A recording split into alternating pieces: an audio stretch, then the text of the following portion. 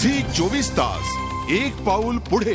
तर अजितदादा पुन्हा उपमुख्यमंत्री झाल्यानंतर जनतेमध्ये संमिश्र प्रतिक्रिया उमटतात। काय म्हणतीये जनता ते पाहूयात।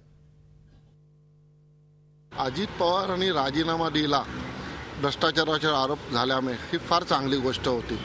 पण आता त्यांच्या श्वेतपत्रिकेत किंवा त्यांच्या चौकशीत कुठेही त्यांना भ्रष्टाचारातून निर्दोष मुक्तता झालेली नाही आहे आणि ते नव्हता सुद्धा त्यांनी पदाचा परत स्वीकार करणे मला वैयक्तिकरित्या पटलेले नाही आहे। राजकारणी माणसं सत्तेच्या बाहेर जास्त काळ राहू शकत नाहीत। मी हा सगळा फार सुद्धा त्यांनी राजीनामा दिलेला त्या निव्वळ काय म्हणायचं की लाळगोटेपणा आहे त्यांचा, की त्यांना सत्ता आपल्याबद्दल काही जी तपासणी करायची होती त्यासाठी राजीनामा दिला आणि ते प्रत्यक्ष कार्य झालंच नाहीये।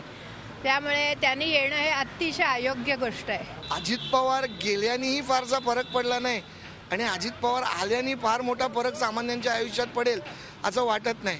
आणि एवढे वर्ष सरकार असताना त्यांनी काही केलं नाही, तर आता उरलेल्या दिवसांमध्ये ते आल्याने काय फरक पडेल याच्यात काय पडेल असं वाटत नाही। अजित पवार यांच्यावरती झालेले सगळे आरोप हे बिनबुडाचे होते आणि त्यांनी ज्या पद्धतीने महाराष्ट्र ढवळून काढला होता त्या पद्धतीने बघता ते उपमुख्यमंत्री काय मुख्यमंत्री म्हणूनच परत यायला हवे होते। झी 24 तास एक पाऊल पुढे।